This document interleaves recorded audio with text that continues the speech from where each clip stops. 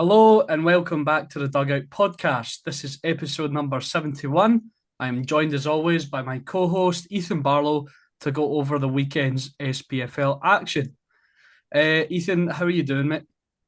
Yeah, good. Lots to talk about. I forgot that even in the last week, we obviously had European football to quickly go over as well. There was a midweek Scottish Premiership game, then a full card, Scottish Cup as well, the draw, the World Cup draw on Friday. So it's all heating up in football, and obviously it's getting to that time of the year. We're into December now, where football comes at a stupid rate, which I'm not going to complain about, but I think maybe some of the players would. But yeah, I'm good. How's Yeah. yourself? I'm good, mate. I'm good. You're absolutely right. I'm not going to complain either about the amount of football coming our way. It's always exciting, especially we're always talking about, the love of Scottish football and all that, but one of my favourite things is sort of the Christmas rush for the English Premier League. There's always so many great games on there. Yeah, exactly. Just it's almost you can't get all the football in. There's just too much going on, and now we've got midweek, almost a full week mid. Can't get my words out.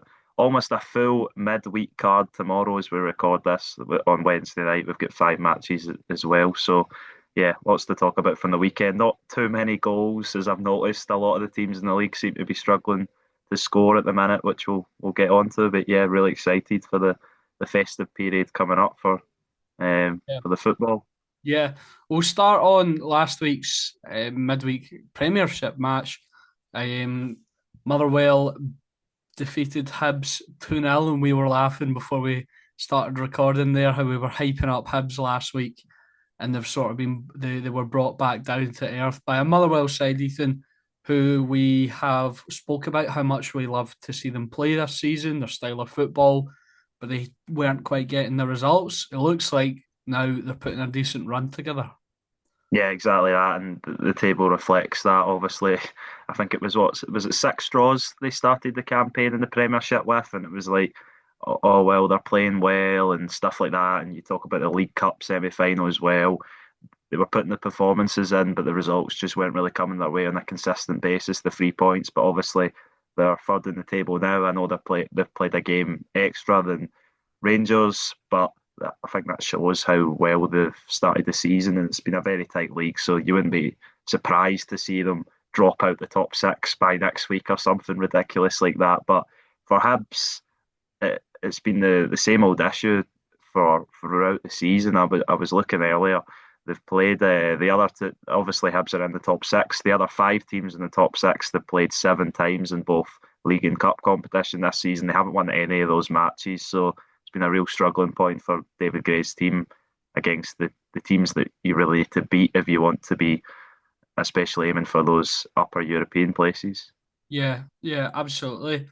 And it is a difficult result to take. Obviously, we'll get onto those clubs in more depth when we go over the weekend results. But we'll move on to Thursday's European action, and it was a mixed, I would say, positive, more positive than negative night for Scottish football. None of them lost, which is the first time in a while. Celtic with a really impressive 3-1 away victory to Robin van Persie's Feyenoord. Obviously, a struggling Feyenoord, but it's never an easy place to go to Rotterdam and get the victory. Um, and yeah, Ethan, were you surprised at all by this result? Yeah, I was. I was quite surprised because I think everybody knows, and I bang on about it a lot, how poor Celtic's away European record is. Their first away European win, barring qualifiers, in 4 years since they beat Ferencvaros in the Europa League under Ange Postecoglou's management. And you said it, although Feyenoord are in a bit of a rut at the minute, they're second in the Eredivisie, which obviously isn't as bad as Ajax, and look at their Champions League form as well. But they're still a team well off where they should be, like Celtic, you would say, but they're still a team filled with quality players. Ayase Ueda, the Japanese striker who got the opening goal, I think he has, or before the weekend anyway, had 13 Eredivisie goals in as many games. So that's a striker that's on red hot form, and Now he he's obviously showed that. And now he's 14 and 14. yeah, well, there you go. And yeah, it was a really nice goal from Feyenoord, but Celtic played really well, got themselves back into the game and there was some stellar performances, a real encouraging result and performance from Celtic and Martin O'Neill, which I think I've said this and I'll say it again, but the way Martin O'Neill's come in and steadied the ship and brought a little bit more happiness to the Celtic fans after what they were the performances and results they were having to deal with towards the end of Brendan Rodgers' tenure only improves his legacy probably in the Celtic fans' eyes. But no, a really good result for Celtic, and I think it increased their chances of qualifying for the knockout rounds by 30% or something like that, because now they only need 3 points from the remaining three Europa League matches, which is really good. And you said that it was a pretty positive overall night for the clubs in Scotland because before this match day, I think they had picked up between the three of them, they had picked up 5 points in the other four match days. So it says how bad it's been. And this has been a really good match day by those standards, considering the same points were picked up.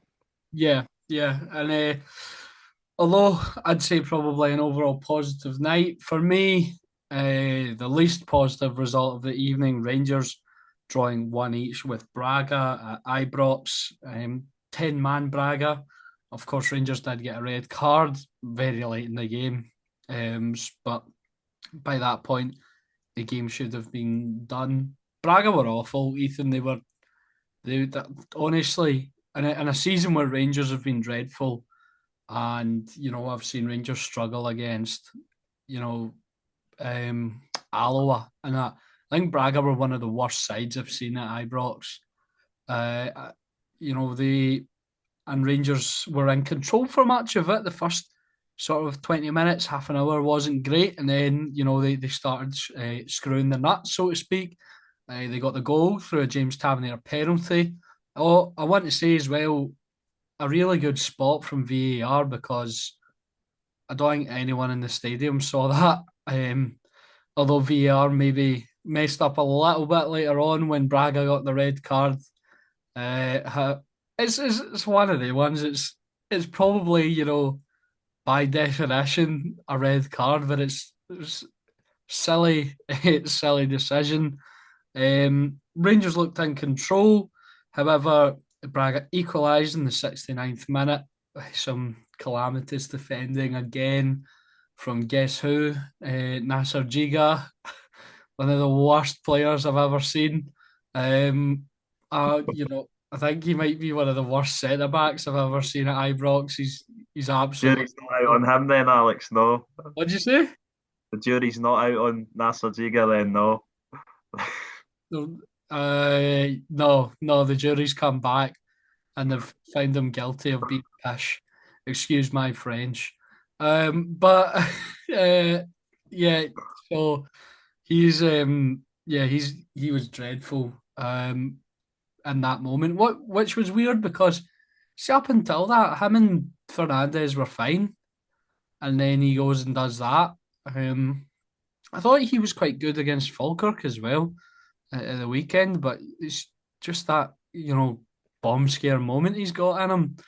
Uh, you can't risk having that in your centre backs. You need to be assured because if your centre backs are rubbish, it makes the rest of the team nervous. So yeah, Yeah, you can't have that. And then Braga started coming back into the game, and probably by the end of it, after their equaliser, looked more likely the two sides to win. Rangers just collapsed. yeah, and that's something you said that the goal really for Braga, I wouldn't say came out of nowhere. They were maybe coming slightly back into the game a little bit, but Nasser Giga's got to do a lot better. It's just terrible defending, and as you said, when you've got central defenders with how the game is today, with the building up from the goalkeeper, and you invite pressure on yourself, then it's always going to be a downfall for the team. I think we never mentioned it from the Motherwell Hibs game midweek, but James Berfalasco was saying that he was just letting Grant Hanley come out with the ball because I think we all know from being Scotland fans that Grant Hanley isn't the best on the ball. He does his best work off of it, and that's what teams need to do. They need to exploit the weaknesses, especially when you're playing for teams that are going to try and build out from the back. And I'd say at the moment, the two central defenders that Rangers are forced to play aren't ideal, but it's what you've got. And the crazy thing is that in the past, in the past and in the recent very past, with Emmanuel Fernandez, it's a centre back partnership worth £13 million. So it should be a lot better, but it doesn't seem convincing at the minute, and it didn't seem Yeah. convincing on Thursday night, certainly. I think Emmanuel Fernandez is one you need to give a little bit. I think he's been all right, but when you've got an octopus on roller skates next to you, it's really difficult to look good.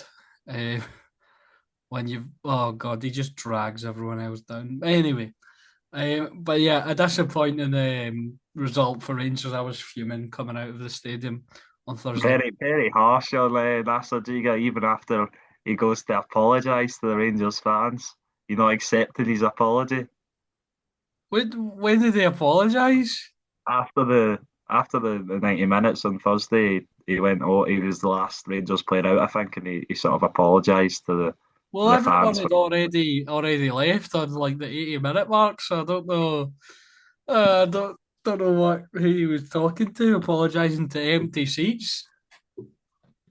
Yeah, possibly, but I think he recognises that probably he's been poor this season, but unfortunately for him and Danny Rowe, there's not really anyone else there to come in and take the mantle alongside Fernandez. There's someone there who's had a run in the Rangers team previous, and apart from one bad game where he was hooked really early, I can't remember him ever having a bad performance.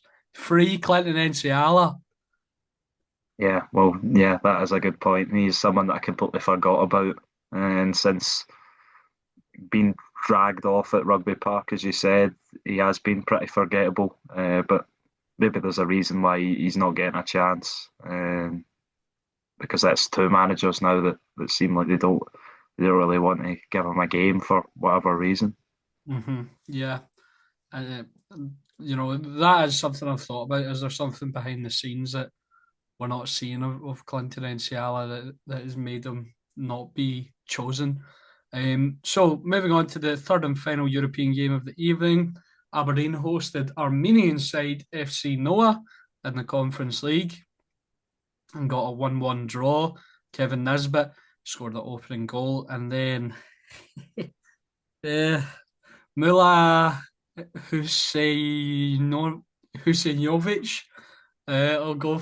Done pretty well there. Yeah, I'll go I for don't know that. if you, What'd you I say? don't know if you, I don't know if you seen on Clyde one Super Scoreboard the other night for the match. I can't remember who it was. The reporter who was at the game was reading out the full FC Noah team and all the subs and stuff like that, and everybody was just laughing because obviously their names, What? Armenian names, aren't the easiest to say for people in this part of the world. Should I give it a go?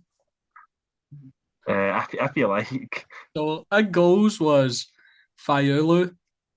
The two centre backs were Muradian and Santini. Bulk, right back. Left back, Sualihi. Sualihi. Two midfielders, uh, Tararenson and Iteke. Sangare in the cam position, Grigic and Helder as the wingers, or I don't know, attacking midfielders. And then obviously the goal scorer, Mula Husinovic. I think I did quite well. Should I give the bench a go as no, well? no, you're all right. You're all right. You've done well with that. We'll just leave No, it at no, that. no. Come on, No, this, no, just this is good listening. This is good listening. Ayas, Oshima, Hambardziumian, Yakolis, Kancherevich, Silva, Dashian, Avanesian, and Manvilian. So that was the full FC Noah team who got the one each draw with Aberdeen. I didn't see this game. However, I saw some reaction. The Aberdeen fans weren't particularly happy that they didn't come away with all 3 points. yeah, and I think it probably was the most realistic chance at 3 points with the fixtures they've already played and the fixtures to come. I think it's Strasbourg and Sparta Prague. I believe it's Sparta. I don't want to get that wrong. Um, I think it Yes, is. but yes, it is Strasbourg at home and then Sparta Prague away was probably their most realistic chance of getting a win. It was a really nice finish from Kevin Nisbet to get them ahead, but then, as you said, Mula, who Sejnovic, or however you say his name, the striker that you mentioned, he got the goal, and I think he was on a hot streak in the Conference League. He scored in his last four or something like that. So. But I think that was Kevin Nisbet's first goal of the season, which says a lot about Aberdeen. I think this campaign they've really struggled to generate goals, which I referenced to at the start. A lot of teams struggle in that department, but recently Aberdeen have kept it a little bit more tight at the back door as to why they've been so successful in recent weeks. Certainly, maybe more domestically, and why they're shooting up the table.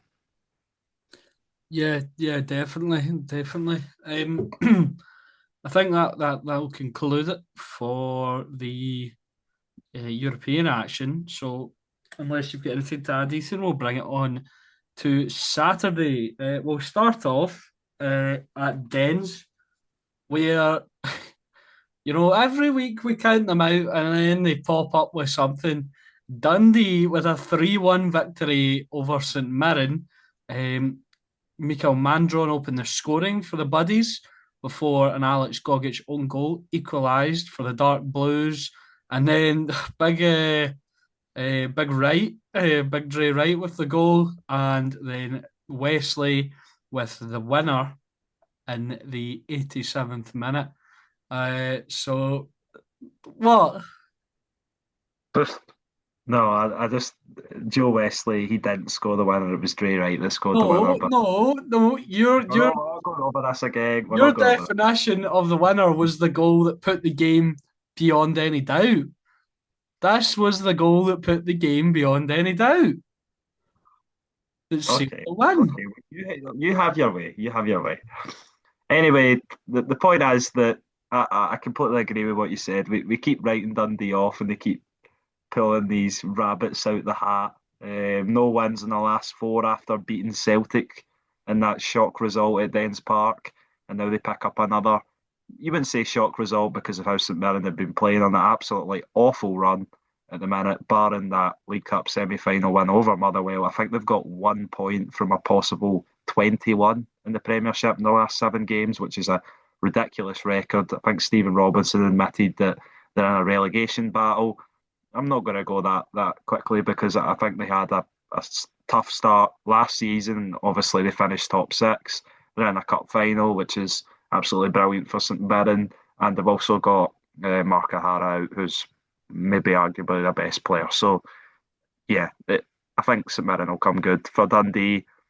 Looks like they're just going to continue to keep popping up with 3 points here and there, and it's going to keep them above teams like Kilmarnock, who have really struggled as we've got onto, and Livingston, which I think you feel very strongly about as your favourites to go down. But no, credit to Stephen Presley and his players. I think he was saying after the game that he had a dream uh, during the week that I Martin left. Luther King, Martin Luther Presley. What the heck? Had a dream which woke him up from his sleep to alert him to change his setup and his players for the game, and obviously it worked to great effect with a massive, massive win, which takes them up to ninth place, is it? Yep. And St Mirren down in 11th, really struggling, and they want to pick up some momentum before they obviously face Celtic at Hampden in a couple of weeks' time. Yeah, um, it's been really, really poor showing from St Mirren. They haven't won. Haven't even got a draw since that semi-final victory. So I think they would want to get the confidence in the squad off and just get some points on the board going into that semi-final because they need all the help they can get. I mean, although Celtic still haven't been great this season, it's still Celtic, you know. Yeah. Still a vastly more valued squad, still better players, probably man for man, you'd say. I don't know, Ethan, would you take anyone from the St Mirren team in the Celtic starting 11? Uh, I don't think so. At the minute, I don't think so. Maybe earlier in the season, but I think with the form Celtic have been on, I know the performances haven't been the best as we'll get on to. But yeah, but that's the thing about League Cup football. It's one-off games. St Mirren been absolutely stinking up the place in the league recently, but obviously got that brilliant win against Motherwell, who have been brilliant in the league recently. So that's funny how football works like that.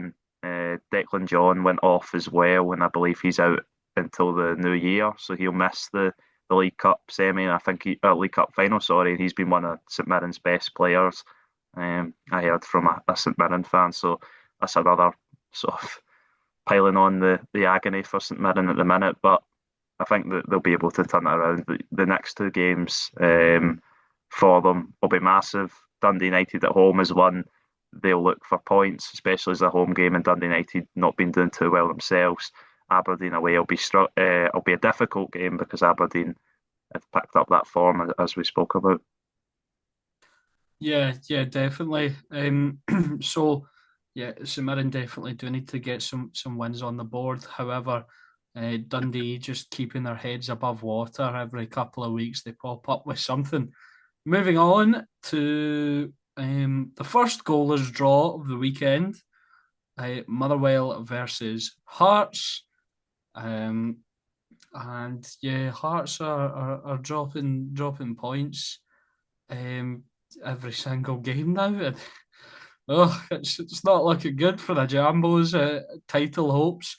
A decent result on the face of it for Motherwell. However, I'm looking here. Alexander Schwallow actually won man of the match on FOTMob. So maybe Motherwell would feel hard done by that they didn't come away with all 3 points. I Yeah, really, I think sorry. sorry, just to jump in. I think they did. I think James Bertholascu was saying that under the match after the match that they should have really went on to win that game. It doesn't look like there was much between the two teams, but as you said, Hearts have been really struggling at the minute. And last year, I think last week, if the bubble had burst, I think it has done now. But hopefully they can reignite the form that started the season because they've still got a great squad and a great manager there. And as we said, I think everyone said it, it'd be good for Scottish football to have Hearts up there and challenging, but you've also got other teams right below in the battle for third at the minute who are challenging very well. As I said, Motherwell ahead of Rangers obviously played a game extra, but Hibs and Falkirk still in the mix. So yeah, it's a very tight Premiership. Hopefully, if Hearts continue to keep dropping points and Celtic keep continue to drop points, we'll have a six-team title race. No, I'm only joking, but no, it'll be interesting to see if Hearts can bounce back now because this is what happened to Aberdeen. Obviously, last season they fell off a cliff, and Hearts are kind of looking over the edge at the minute. It seems. Yeah, yeah, absolutely. It's and Celtic will be rubbing their hands together as you know they've let them straight back in it. Obviously, if they win their game in hand, Celtic are a point clear at the top of the table, and Rangers dropping points as well lends a hand to Celtic also because if the season if Hearts keep going the way they are, the only real threat you could say to Celtic winning the league would be Rangers because of this similar sort of resources and that. But Rangers are still really struggling. We saw that at the weekend.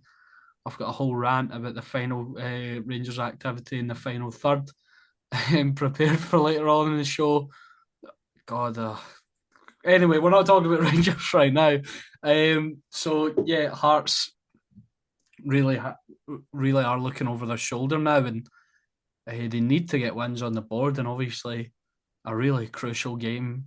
You know, we could be sitting here this time next week talking about Celtic being clear at the top of the table. You know, because that's the way the fixtures are falling.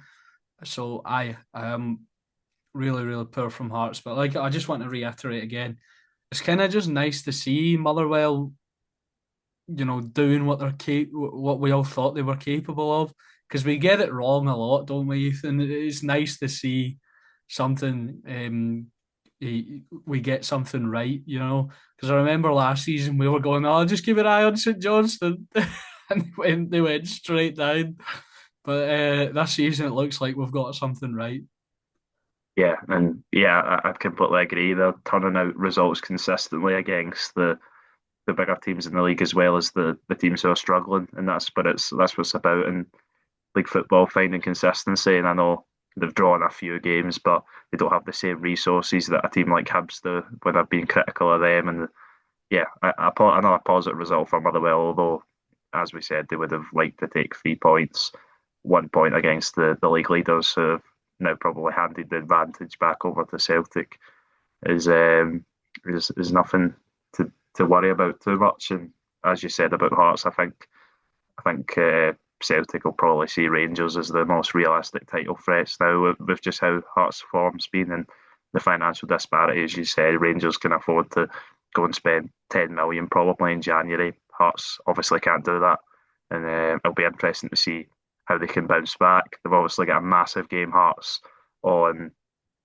Sunday after they host Kilmarnock, which you don't want to be the team to let Kilmarnock struggle up, as we obviously know they're in a struggle. It was better at the weekend is maybe a perfect point to segue on to the last game of Saturday, unless you've got anything else to say on the Motherwell Hearts game. No, no, let's move on to the next game. So moving on to Kilmarnock versus Dundee United. A big a big game for both teams who both desperately needed a win. Neither of them got it. However, there are some controversial decisions to go over in this one. The first of which is Dundee United were awarded a penalty in the first half. It was then saved by Celtic loanee goalkeeper. Give me a second. Toby Oluwayemi. Yeah, I thought that was his name, but I didn't want to go in blind and absolutely butcher it.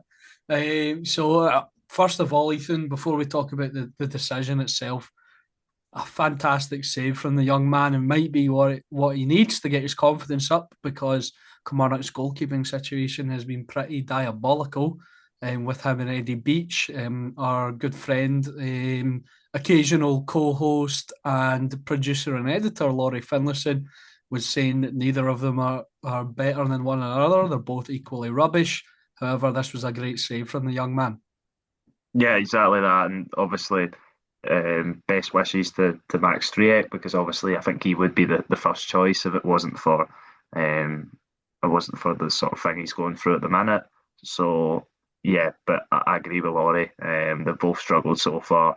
Eddie Beach was absolutely terrible when he was starting, but he's got the gloves recently in the last few games, certainly. And yeah, as you said, it was a brilliant save. To flick it onto the post and out for a corner. But yeah, the penalty getting given was a little bit contentious, as you said. But I think once they give it, it's not clear and obvious error. So I think they were always going to stick with the decision to give it. Yeah, But it was a bit soft. he's clearly looking for it. However, there is contact as well. I think he gets his body in front and he is sort of already kind of fallen. The Kilmarnock player sort of does come through the back of him as well. So it's it is a dubious one, but like you said, Ethan, I think it is one that wouldn't get turned over because it's not one you can look at and draw a line. Excuse the VAR pun there, but draw a line between whether it's a foul or not. Yeah, exactly that. And Max Waters, who I don't think scored. Yeah, well, he's not really played, in all fairness to him, I think, through injury, but he's not scored since he got that double against Rapid Vienna in August. But he has only played twice since then. He came off the bench against Falkirk in It the 3 wasn't a 0 it defeat. wasn't a bad penalty either. I think we need to reiterate No, it was a cracking save. yeah, well, it wasn't one that you think, oh, he's done poorly there with that penalty. It wasn't awful. Obviously, if the keeper saves it, then it's not a great penalty, but it's not as if it's down the middle of the goal or not really No. enough in the corner. He just guesses the right way straight away, and it's a brilliant save. Yeah, he gets down to it really well, and it's really strong hand. Then Kilmarnock are awarded a controversial penalty for a clash of heads. Marley Watkins goes down, um, and yeah, it's this one as well is a wee bit interesting. Because at first viewing, I thought it looked like a shoulder to shoulder. Looks like it's been given for sort of the head to the back. Uh, it's funny because we don't really have anything to go off of this because penalties never get given like that. It's always just a clash of heads. It gets put Yeah. down to, and I, it's usually a free kick the other way or something like that, or the referee stops playing, does a drop ball. yeah. I think to be fair that I think if a player wins the ball with a header and someone is late and heads them, I think I can understand why that's a foul. This one though was very, very soft. There was one similar actually in the Celtic game, which we'll get onto, which was of the same kind of ilk, but didn't get given. But I think this is the same again. Because they've given it, they can't really overturn it. Clear and obvious. And I know, I think they're trying to move away from the clear and obvious, but it, they do kind of need to have it in because then you're just looking at every decision in isolation over sort of analysing it. But yeah, Crestes obviously wins a soft penalty and I then think gives they one do away. that. They do that anyway, though. Yeah, no, they do. But Even though we're always talking about clear and obvious and stuff, I think secretly they behind the scenes they've just been over analysing every decision anyway.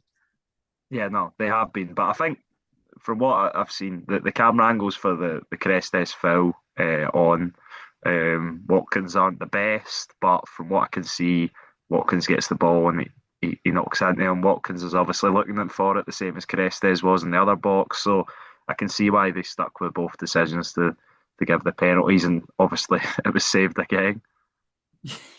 Yeah, yeah, it was saved by Dave Richards, who's come in for Kucherenko, who hasn't covered himself in glory this season in the Dundee United goal. However, it looks like maybe we've missed something. It looks like he might be injured because he actually wasn't on the bench either. So, uh, but yeah, but it's he saves it, but it's not a great save at all. He saves it with his legs, and then he's pure like scrambling, like just flinging his legs up in the air, trying to get it away from Bruce Anderson, who's following in, and he just puts it into the empty net, and then he has a wee rager and kicks the post after. I don't really like to make fun of players or anything like that, but Especially goalkeepers. yeah, but he just looked really silly, He did, he just did. flailing on the ground like that. He did, but he made the save, and this was one that you could say was a bad penalty from Bruce Anderson because, Yeah, as you said, he saves it with his feet. He almost over dives into the that corner, and then he just can't quite get away. And Anderson follows in. And a big goal for Kilmarnock. One to take the lead in the first half, which we spoke about, has been where they've been struggling most recently last week. That it's been the second half they've played better, but the game's sometimes already been gone in the first half. And yeah, but obviously Dundee United come back into it in the second period. yeah, yeah, they do.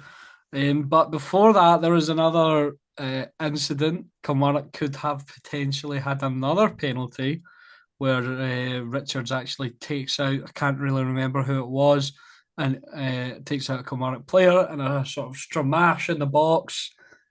And as well, from certain angles, it looked like Kilmarnock had the ball over the line. So I think personally, it was a goal.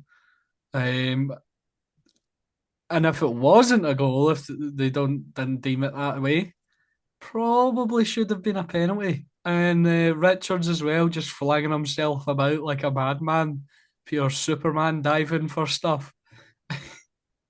Yeah, but he was Richards, and yeah, I think the penalty after the penalty it just turned into a bit of a chaotic goalkeeping display. Much of what we've seen from Dundee United's number one this season, just chaotic. A lot of punching, flare. I'm not even looking. I'm trying to make up a word there. Just flinging themselves about in front of goal. It's not been convincing, as you said. It looked in certain angles like it might have been over the line, but you can't say that conclusively, and that's why the goal wasn't given. But yeah, there definitely could have been possibly a penalty in there, and it was really shambolic from Dundee United for a lot of periods in that first half. So I think they can maybe consider themselves lucky to come in at the break just to go down. Yeah, yeah, definitely. Sorry, I'm just looking at that penalty incident, and not the penalty incident, the potential goal incident. I've screenshotted it and I've zoomed in. I'm gonna send it to you, Ethan. To me, this is But pretty clear. it's the VAR. The VAR. This is the It's got. dugout. This is the dugout's own VAR. I don't think that there's not an angle though that's. That looks pretty conclusive to me.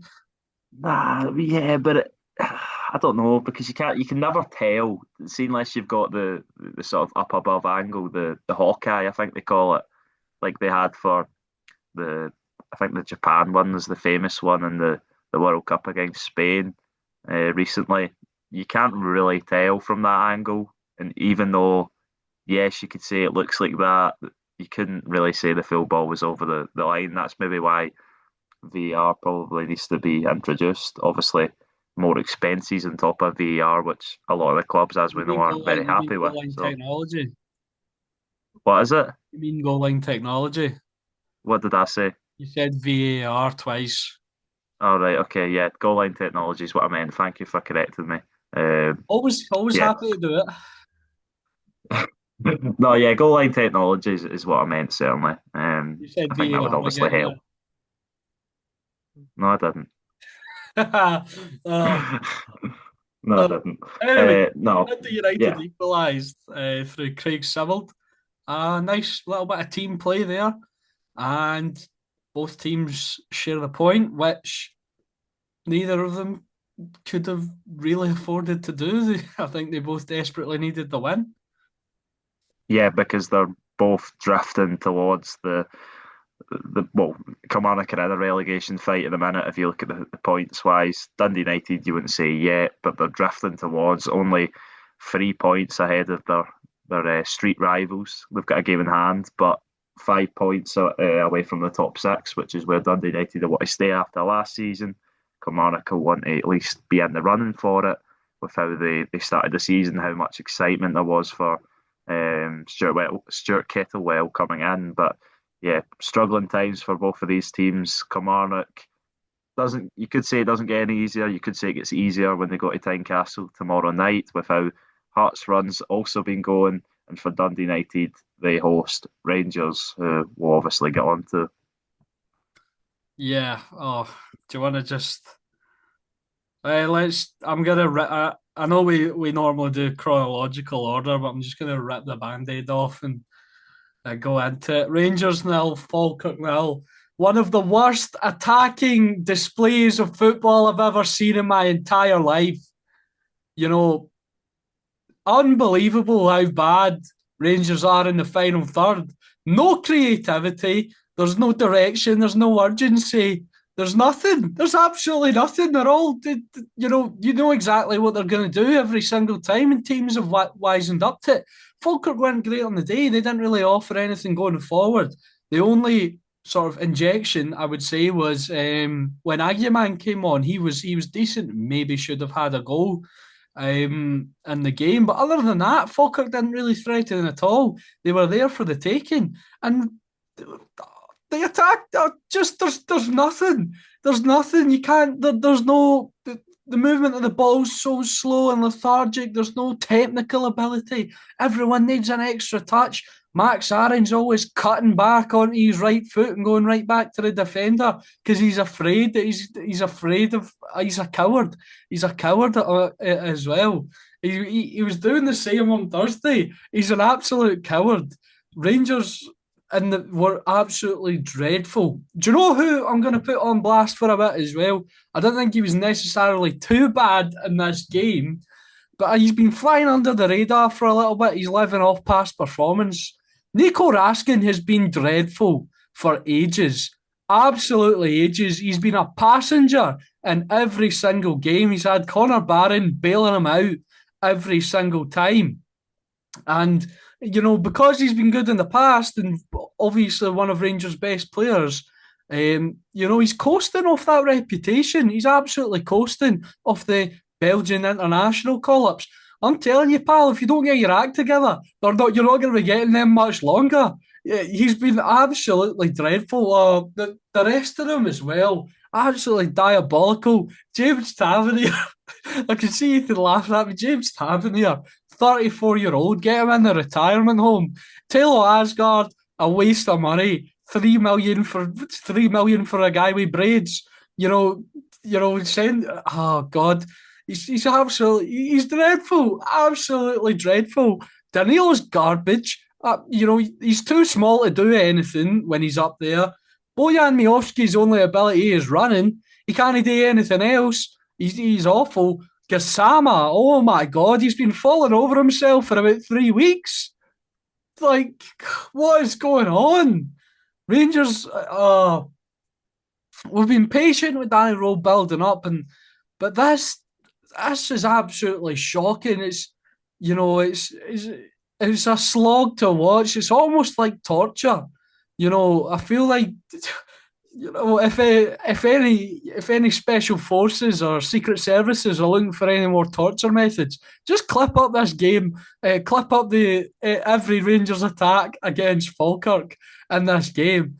Absolutely awful. And Rangers drop the points, and a crucial because every game is crucial because Hearts are dropping points.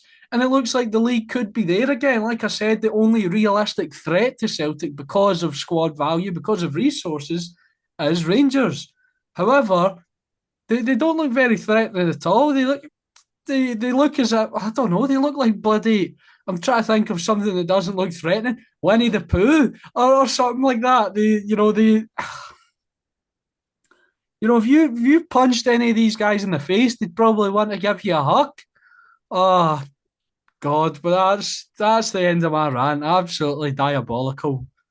I think that might be the most off the rails this podcast has ever went. That was from the heart, and I'll bring you a bit more of a sort of neutral and maybe more measured and fair approach of Rangers. I think this result, although the results in the league have been positive from Danny Rowe and he's picked up wins in every game, I think this result was probably coming with the performances and the lack of goals.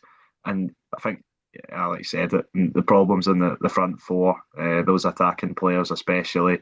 He switches all of it. He Oh, keeps sorry, I've just remembered. Oliver Antman can go back to Go Ahead Eagles and chill out there, by the way. Absolutely. We thought he was a bargain for about 3 million. Waste of money, waste of space. Yeah, I was going to say that. Yeah, he kept the same goalkeeper, obviously back four, midfield two of Raskin and Barron. Switched the whole attacking four, which I think says the whole story for Rangers at the minute. They're struggling to create chances. They're struggling to put teams under real pressure. And Falkirk rolled up to Ibrox, and I don't know if I didn't watch the game, so I don't know if they were pretty comfortable, but seems like Rangers didn't really put them under enough pressure. Scott Bain comes away with the highest rating on FotMob, which maybe you would expect with He did. Falkirk He going did to. make a really good save from Gassama, by the way, at one point. However, Gassama should have scored. Yeah, and that's twice in back-to-back games now that Falkirk have taken points off Rangers. Obviously, the game that got Russell Martin sacked, I don't think we're anywhere near to getting Danny Rowe sacked, and I think a lot of the criticism is on the players rather than the manager himself, which is obviously probably echoed by Alex's points. I But think I think there is criticism on the players, but at some point we need to see some sort of identity. Maybe it is like I've said in the past. He's just riding it out until he can get his own players in January. He was yes, asked in the press conference today how many players you got in January, and he kind of how many players do you need to bring in January, and he kind of reacted like, too. He didn't say that, but it was almost as if he wanted to go, oh mate, you have no idea, you know. um, well, he'll need to hope he's been on the Santa's nice list and he gets a lot of Christmas presents because he's gonna need them if he wants you've to. If Santa round showed a up title at challenge. Ibrox, it would be a repeat of Parkhead. Santa would be getting booed. Boo! You big fat jolly man. Boo! It's not very nice. No Uh, Santa. you should lay off the cookies. Um, it's all right to do that because he's a fictional character. For any kids watching, Santa's real. So yeah. Oh God, You've had a howler there. You've I'm had a react- howler there. I'm reacting like no, I'm reacting like Danny Rolo. How many players do we need in January? Oh, we need a whole bloody new team. We need first of all, we need to offload every single one of the big lumps up top. They're all garbage. Get them done. Hopefully, some other idiot. Hopefully, Kevin Thelwell's got a job somewhere else, and he'll pay 8 million again for use of dog crap Charmity. And then get Boyan Miovski sent away somewhere. I don't care. Danilo can continue just lurking around in the shadows. Um, bring in new strikers, bring in new wingers. Uh, bring in some centre backs because oh my god, with Suter and Cornelius out, it's calamitous. Like I said, I think Manny Fernandez has been okay. At Nasser Giga, oh, just overall, like I What? said, I thought he was all right against Falkirk, but overall, Max Aarons, we need an actual another left back because I think Jaden McGoma's all right, but it's too many games and it's too much pressure for a 19-year-old to be playing every single week in his first season at this level of football. So we need another left back to take the weight off of him. Max Aarons is diabolical. Send him back to Bournemouth. Send Jiga back to Wolves. Get them gone. I Yeah. Well, I think we've covered Rangers to death. Just before we probably move on to the next game, I just wanted to give credit to John McGlynn and his players for not just that performance and result, but the recent run they've been on since they played Rangers in that reverse fixture. They went to Fir Park, beat Motherwell, beat Dundee at home. Okay, they were beat quite heavily by Celtic at Celtic Park, but that was under the new manager bounce, as I like to um, go on about, of Martin O'Neill. your favourite phrase in football, new manager Yeah, bounce.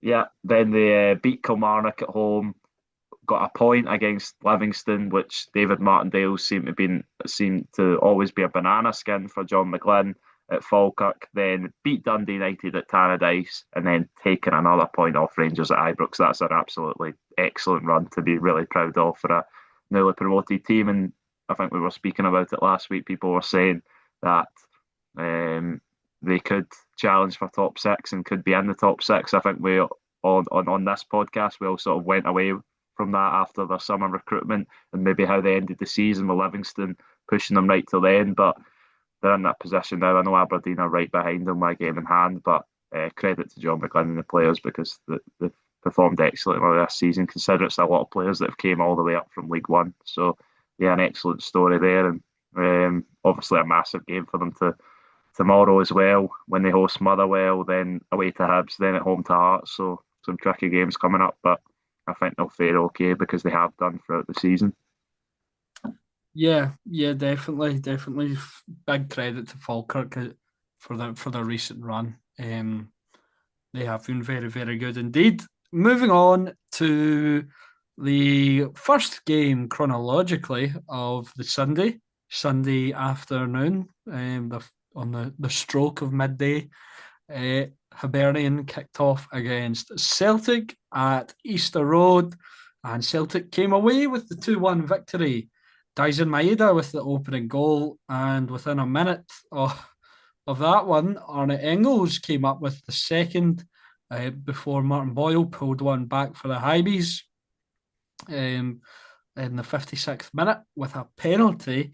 But that was that, and the game was concluded. A 2-1 victory for Celtic, like I said. I didn't see the game, Ethan. Looking at statistics, though, it looks like maybe Hibs were a little bit hard done by. Obviously, you can't go purely off of expected goals, but it seems like they had most of the attack in play.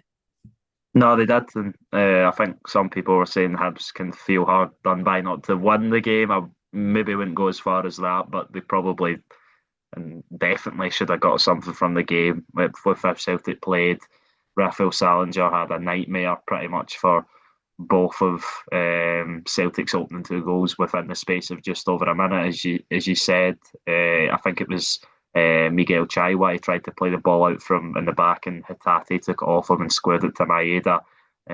He really shouldn't have played it to his midfielder. He put him under massive pressure, and then Celtic scored pretty much off of getting the ball back off Hibs off kickoff. It was good ball from Yang. It was deflected. Yang was one of the probably the bright sparks for Celtic again, as he was Yeah, in Rotterdam the other night. Yang's been very good recently, hasn't he? Yeah, he has, and maybe a new lease of life. And I think that's been the case for a few players. Arnie Engels, I would say, one of the other ones. He obviously puts his he makes a good run at the box. Poor defending from Hibs. He gets his head on it when he really shouldn't have as much space as he does. He does take a boot in the face for his troubles, but again, I think Salinger probably should have done better. There was loads. It was one of those games where there was loads of decisions people complaining about. I think people wanted Kobe Donovan sent off for a yellow card he got in the 60th minute. I think a yellow was the right decision, but I've seen ex-referees saying it could have been a red. I think Celtic fans wanted a penalty for a. It was similar to the penalty Marley Watkins got. It was Dyson Maeda and Rocky Bashiri. Then Hibs obviously got their penalty, which I think was probably a penalty. It was Liam Scales. It was a corner. He was kind of squatted down. The ball came over a crowd, and his arm was outstretched. Although I did think he headed it onto his arm, which might have saved him. But his arm was in a kind of what you would say a dodgy position. So then Martin Boy obviously steps up and converts it well. I'm trying to think if there was any other contentious decisions in this game. People wanted who was it? Jamie McGrath sent off for kicking Arnie Engels in the head as he scored the goal. Again, don't think there's really any need to send them off. I think the referee's got almost everything right. And I've been quite on the referee side this season for most things. I try Well, to be as fair as possible because I know it's a difficult Ethan's, gig. Ethan's pay packet from the SFA is in the mail. He's a paid shell for the corporations. Never listen to a word he says. Uh, Not at all, not at all. so that very big win for Celtic, as it means, like we said earlier, they are within 2 points of the league leaders' hearts with a game in hand on them. Yep. Uh, Hibs 2 defeats on the bounce. However, I wouldn't be panicking just yet. They are still in fifth, although they've played more games than everyone around them. I'd say they're still in a decent position to at least be in the hunt for top six. So, Yeah, um, and they've obviously got the chance to break their what you could call top six stuck. Have not been any team in the top six in the minute. And when they play Falkirk on Saturday, if Falkirk are still in the top six come then, because I think Aberdeen play tomorrow night. Yeah, they do it at home to St Mirren, and they could overtake Falkirk. But yeah, and for Celtic, just a final thing. Obviously, this was meant to be Martin O'Neill's last game in charge with Wilfred Nancy coming in. Looks like it's going to be the game against Hearts on Sunday, which will be his opening game. But yeah, I just want to reiterate, I think Martin O'Neill's done a great job since he's yeah, come in. Him and his coaching staff, Sean Maloney and the others, winning six of the 7 games since they came in, all the domestic games, losing to Midtjylland, which they just had too many good players for Celtic, I think, as we all recognised watching that game. But yeah, I think he's done a really good job at steadying the ship when Celtic needed it. Closed the gap to Hearts as well.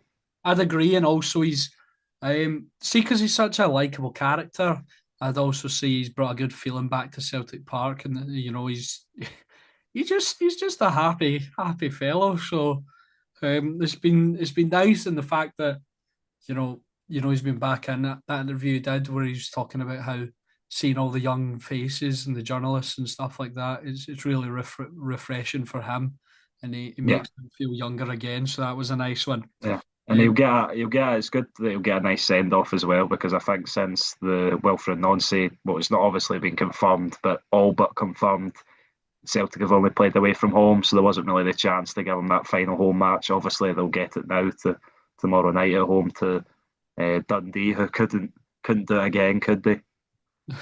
uh, And lastly, we have Livingston versus Aberdeen, a 1-0 win for the Dons with Nicky Devlin getting on the score sheet. However, I want to focus on one thing and just draw your attention to this. In three out of the last four Premiership matches Aberdeen have played, they've won 1-0 in those three games, and then they drew one each with Motherwell. And FotMob has awarded the man of the match in those three 1-0 victories to Dimitar Mitov. Yeah, Absolutely crazy stuff. yeah, I actually noticed that the other day as well. It's quite a crazy stat, and it shows that although they're struggling to find the back of the net, the fact that they're keeping the teams out the other ends helping them. And what's that?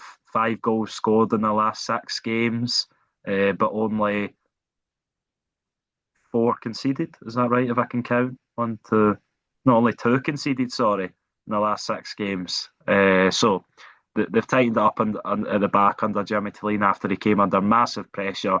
They're now in touching distance of the top six. They've got momentum, and I think they're in a really good place. And it was a big goal from Nicky Devlin, obviously with 10 minutes left for Aberdeen against his old club. Of course, Livingston, they didn't play bad in the match. They had 15 shots. Maybe they could have got a goal, but they're still struggling.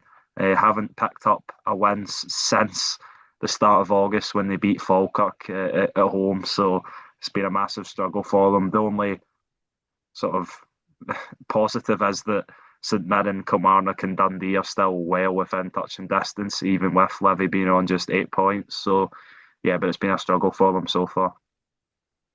Yeah, yeah. I think that was very rapid, but we're running out of time. So I think that'll conclude it for today's episode of The Dugout. Thank you to everyone for watching and listening to today's episode. If you're watching on the YouTube, go check out the Spotify. If you're listening on the Spotify, go check out the YouTube, check out the Twitter and the TikTok. We've been saying it for a couple of weeks, but very soon we'll be back active on those platforms as well. At the Dugout 2024 on Twitter and at the Dugout on TikTok. And yeah, thank you very much again for listening and watching. Goodbye.